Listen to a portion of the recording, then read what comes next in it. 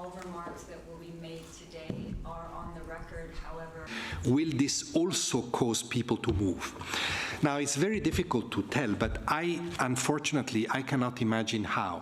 If you have a food crisis on top of everything that I have described, right? War, human rights, climate, you name it. On top of that, you have a food crisis. It will just accelerate the trends that are described in this report and that we have seen accelerating already in the first few months of the year. Traditionally, this covers all of our annual statistics from the prior year.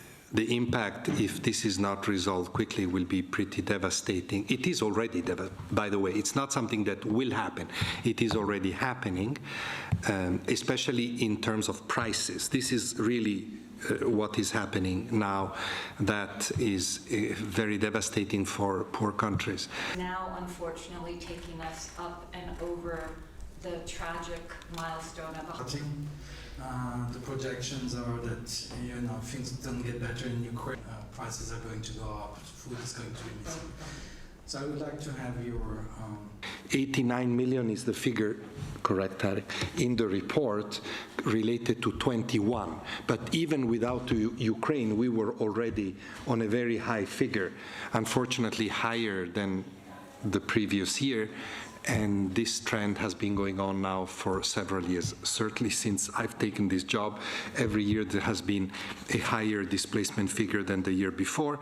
Then, of course, as Junga mentioned already, we had Ukraine, and Ukraine has displaced anyway between 12 and 14 million people, depending on how you count them.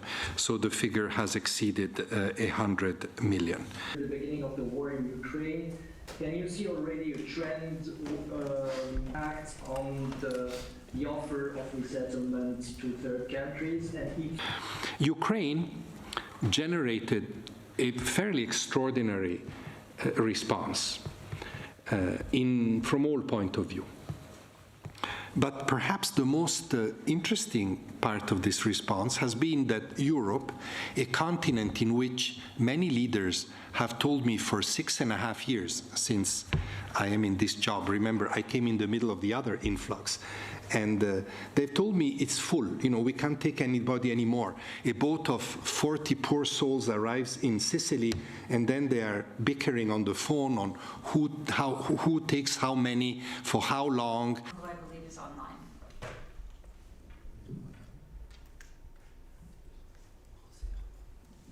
yeah, thank you. And now all of a sudden, how is it possible? In 6 weeks or whatever, 6-7 million people come in, and they're taken in.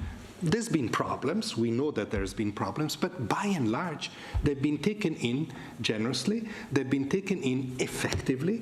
Temporary protection was a very, very smart move on the part of the European Union, and therefore, it's possible. Now, I'm not naive. I fully understand the context.